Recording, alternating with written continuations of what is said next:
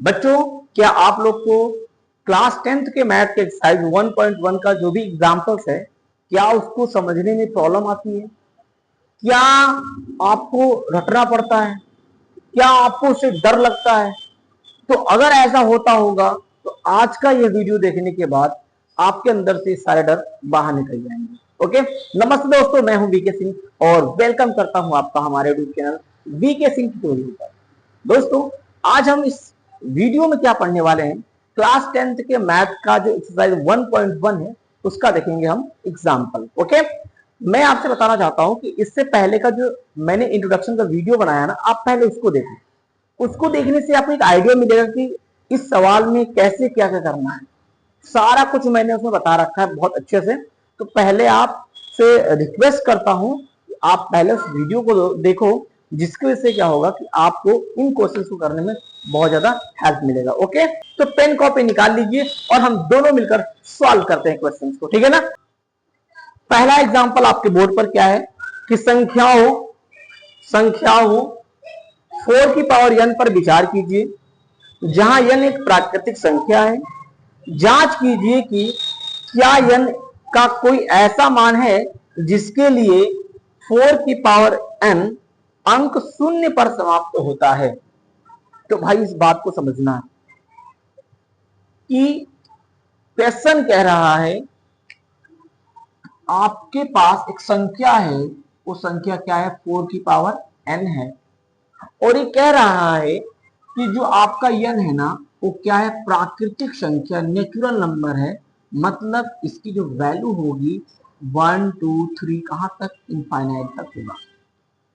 आपको इसमें से क्या हम कोई ऐसा मान रखें, आप 1 रखो या 2 रखो या 3 रखो, कुछ भी रखो, और हल करने पर जो वैल्यू आएगा, वो जो वैल्यू यहां पर आएगा उसके लास्ट में क्या होगा, 0। कह रहा है कि क्या n का हम कोई ऐसा मान रख सकते हैं कि इसको हल करने के बाद जो आंसर आए, यानी कि इसका मान 0 पर समाप्त हो। क्या ऐसा पॉसिबल है कि नहीं?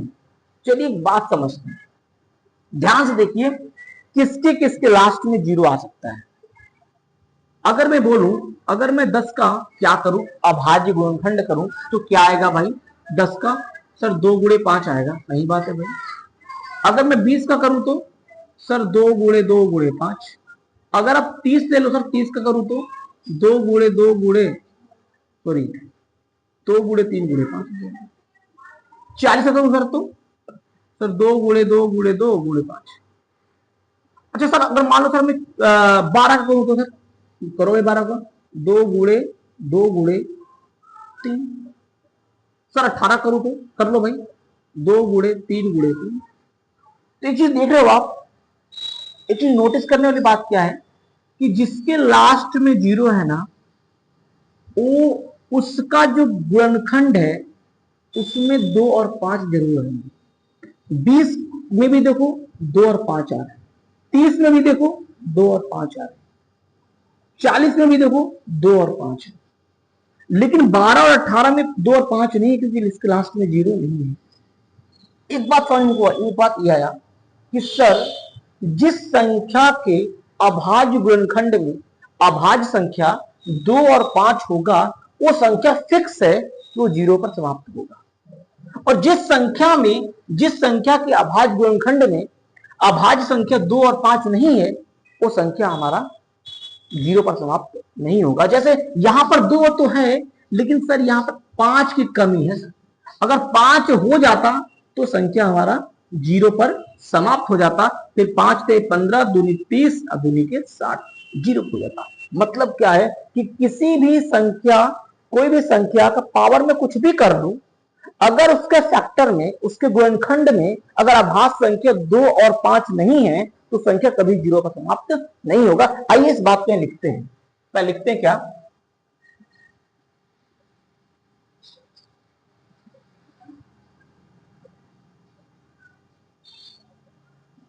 लिखते हैं जब किसी संख्या के अभाज्य गुणनखंड में अभाज्य संख्या 2 और 5, तो 2 और 5 होगा वह संख्या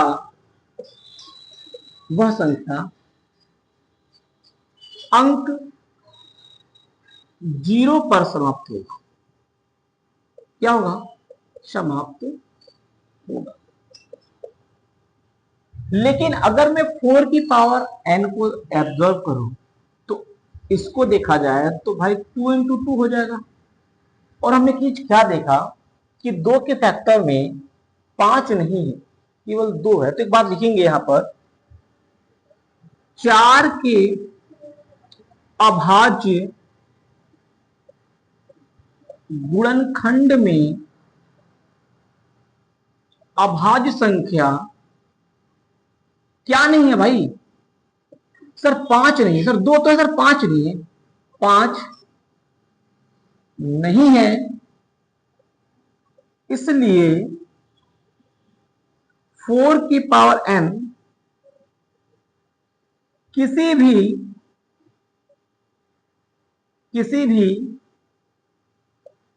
n के मान के लिए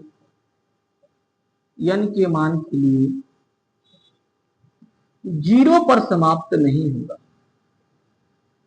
समाप्त नहीं होगा।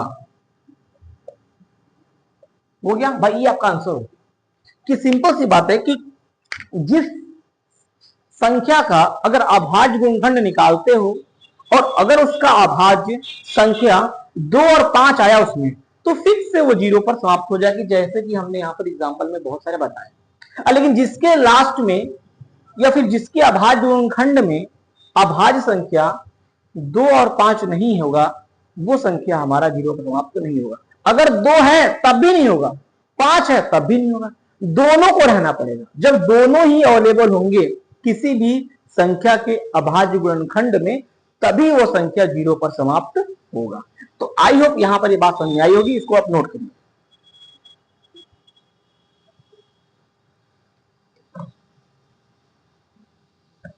आपको मैथ रटना नहीं है, समझना है। मैथ एक खिलौना है, जब चाहो तो खेलो, खेलोगे तो याद रहेगा, जब नहीं खेलोगे तो भाई भूल जाओगे। वही मैथ है, लगाओगे तो मजा आएगा, लगा लोगे। जब बार बार प्रैक्टिस करने से चीजें पता रहती हैं, जब प्रैक्टिस आप नहीं करोगे तो आपके हैबिट से दूर चली जाती है और हम सवाल लगा भी नहीं पाते हैं सर। ठीक है सर, नेक्स्ट एग्जांपल देखते हैं भैया, बोर्ड पे रहा। क्या है? संख्याओं 6 और 20 के अभाज्य गुणनखंड विधि से एचसीएफ और एलसीएम ज्ञात कीजिए। ठीक है, क्या क्या संख्या है भैया? 6 है और क्या है? 6 है और आपका संख्या 20 है। हमको निकालना है इसका क्या क्या निकालना है? इसका एचसीएफ निकालना है और एलसीएम निकालना है। इन दो चीज को हमको निकालना है, तो निकाल लेते हैं। चलिए अब करते हैं 6 का गुणनखंड। जब हम गुणनखंड करते हैं सबसे पहले हम 2 से ट्राई करते हैं। सर 2 से कट रहा है, बिल्कुल। कितनी बार में कट रहा है भाई? सर 2 तिहाई 6, 3 एकम 3। ऐसे 20 को देखो आप, सर 2 दहान 10, 2 पंचे 10, सर 5 एकम 5 हो गया। अब सर हम करते हैं फैक्टर। तो 6 का फैक्टर क्या है सर? 2 गुणे 3 आ गया, सही बात है भाई। और 20 का क्या आ गया? 2 गुणे 2 गुणे 5, 2 गुणे 2 गुणे 5। अगर मैं देखूं यहां पर कॉमन क्या मिल रहा है, तो सर कॉमन 2 मिला, तो हम बोल सकते हैं कि सर 6 और 20 का सर जो एचसीएफ होगा ना, वो इन पेयर में से एक नंबर को पकड़ के खींच लेंगे। आप चल चल नीचे नीचे नीचे, तो नीचे आ गया सर, तो इसका एचसीएफ क्या हो गया? 2 हो गया। ओके, आप चाहो तो इसी मेथड से एलसीएम भी निकाल सकते हो, बट हम बता रहे हैं एलसीएम एचसीएफ के रिलेशंस वाले फॉर्मूले से। तो फॉर्मूला क्या होता है? ए गुणे बी बराबर होता है एचसीएफ गुणे एलसीएम। इस मेथड से निकाल दो, आसान रहता है भाई। ओके सर, निकाल तो दूंगा सर, लेकिन हमारा ए क्या है इसमें, बी क्या है सर, पता ही नहीं है। कुछ नहीं भाई, जो आपका 6 है ना उसका ए मान लो, मान लिया सर। जो आपका 20 है ना उसको बी मान लो सर, मान लिया हमने। ओके कोई बात नहीं। अभी आपने एचसीएफ निकाला, क्या आया 2 सर, यहाँ 2 ठोक दो, ठोक दिया सर। क्या निकालना हमको, एलसीएम। चुपचाप एलसीएम को ऐसे लिख दो, लिख दिया। अब क्या देखो यहाँ पर जो 2 है ना वो गुणे में है, तो जब 2 बराबर की इधर आएगा तो हो जाएगा बटे में। 6 गुणे 20, अब बट्टे में 2 बराबर हो जाएगा आपका एलसीएम। तो 2 तिहाई 6 और 20 तिहाई 60, मतलब एलसीएम कितना आया भाई, आपका एलसीएम आ गया 60। और एचसीएफ कितना आ गया, एचसीएफ आपका आ गया 2। इस प्रकार हमने इस एग्जाम्पल का सॉल्यूशन निकाल लिया। बहुत सिंपल है, कोई बात नहीं, आप डायरेक्ट भी कर सकते हो, लेकिन यार हम 10th में आ चुके हैं और हमने ये फॉर्मूला पढ़ रखा है, तो इस फॉर्मूला को क्यों ना यूज करें, क्या फालतू बुढ़ा उड़ा करें यार। ओके चलो उसको नोट कर लो आप।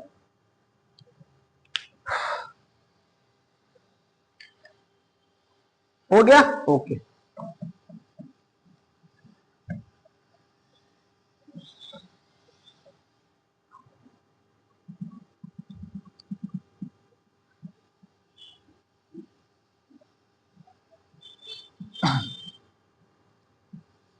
आओ सुनाए प्यार की एक कहानी। नहीं सुनाऊंगा, पागल हो गया तू लोग। कहानी सुनो प्यार की, बहुत मार मारूंगा भाई, ऐसे गंदी बात नहीं, गंदी बात नहीं।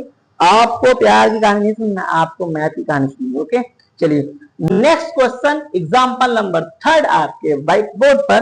क्वेश्चन क्या कह रहा है, अभाज्य गुणनखंड विधि द्वारा 96 और 404 का एचसीएफ ज्ञात कीजिए, फिर इनका एलसीएम ज्ञात कीजिए। कर देंगे सर, बड़ा आसान है, कर लो भैया, आप भी कर सकते हो। पहला 96 और हमारा दूसरा नंबर क्या है 404। क्या क्या निकालना है सर, इसमें हमको निकालना है एचसीएफ और एलसीएम। निकल जाएगा भाई, क्या टेंशन है। चलो पहले आप इनका करो फैक्टर। तो 96 का जब फैक्टर करेंगे तो 2 तिहाई 6, सॉरी वेरी वेरी, छोली छोली, 2 चौक 8 बचा 1, 16 हो जाएगा। तो 2 अठे 16, फिर 2 दूनी 4, 2 चौके 8, 2 एक कम 2, 2 दूनी 4, 2 छक्के 12, फिर 2 तिहाई 6, 3 एक कम 3, हो गया हमारा सर। ऐसे 404 का आप निकाल लो। तो भाई 2 दूनी 4, 0, 2 दूनी 4, फिर सर 2 एक कम 2, 0, सर 2 एक कम 2, सर लास्ट में सर हमारा क्या आएगा 101 कम क्या आ जाएगा 101 आ जाएगा। Okay okay sir. अब यहां ध्यान से देखिए, हम लिखते हैं इनका फैक्टर को तमीज से लिखते हैं गुणनफल के फॉर्म में।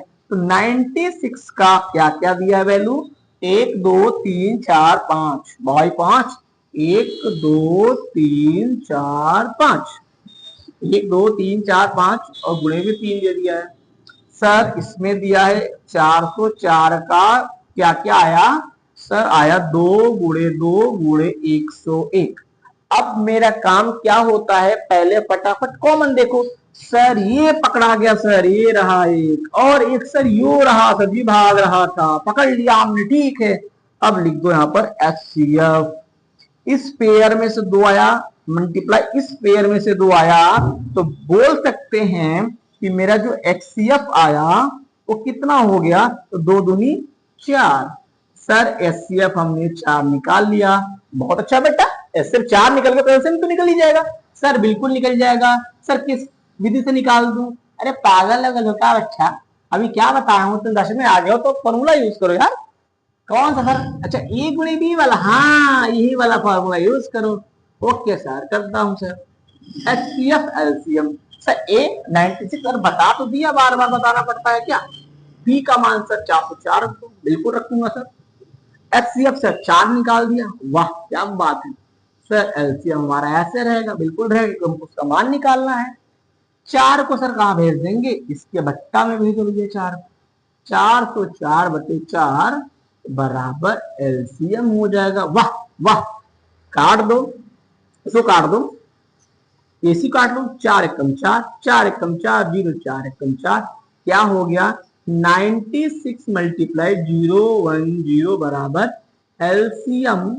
अगर इसका मैं गुणा देखूं तो 96 कम यानी 96 कम 96 का 6 हाथ लगा 9, फिर 96 को 0 से मल्टीप्लाई करेंगे तो 0 आएगा और 0 में 9 जोड़ देंगे तो 9 हो जाएगा 96, फिर 96 कम 96।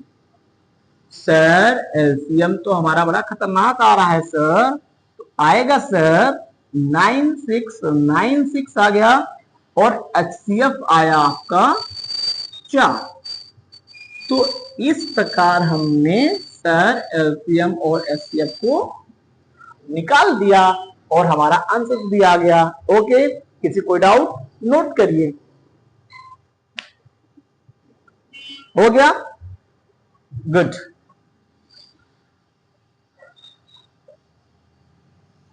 मेरा कर्मा तू मेरा धर्मा तू, तेरा सब कुछ मैं सब कुछ दो। ठीक है भाई, क्वेश्चन नंबर 4, एग्जाम्पल 4 क्या कह रहा है कि संख्या 6, 72 और 120 का अभाज्य गुणनखंड विधि द्वारा एचसीएफ और एलसीएम ज्ञात कीजिए। हो गया धोखा, 3 अंकों वाली हो जाएगा, कोई बात नहीं। क्या क्या है? 6, 72 और 120। 6, 72 और 120 मतलब 120 यार। एचसीएफ और क्या निकालना है हमको? एलसीएम निकालना है। निकाल देंगे सर। अरे मुझे पता है, अब तुम इंटेलिजेंट हो गए हो ना, इंटेलिजेंट हो गए हो। इंटेलिजेंट होने के बाद बच्चा खुद निकालने लगता है answer. You are very very intelligent. Intelligent मत कहना बच्चा, ठीक है। करते 2 6 का करो गुणनखंड, क्या आएगा भाई?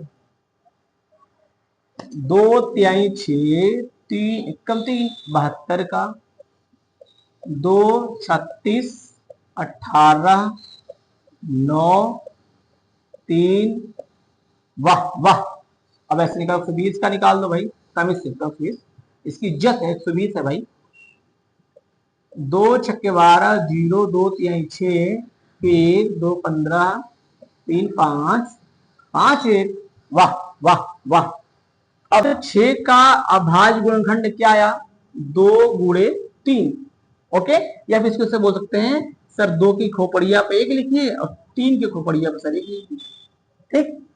वैसे 72 का देखें तो भाई क्या है? 72 का आया 1 2 3, यानी 1 2 3 और 2 3 3 और 3 3, मतलब 2 कितनी बार? 1 2 3 सर, 2 की पावर खोपड़िया पे 3 और 3 की खोपड़िया पे 2 हो जाएगा।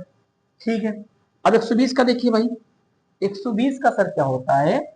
120 का 1 गो 2 गो 3 गो सर, 1 गो 2 गो 3 गो, 3 2 3 सॉरी 3 और 5, 3 और 5, तो 2 कितनी है? 1 2 3, तो 2 की खोपड़िया पे 3 गुणे 3 एक बार और 5 एक बार।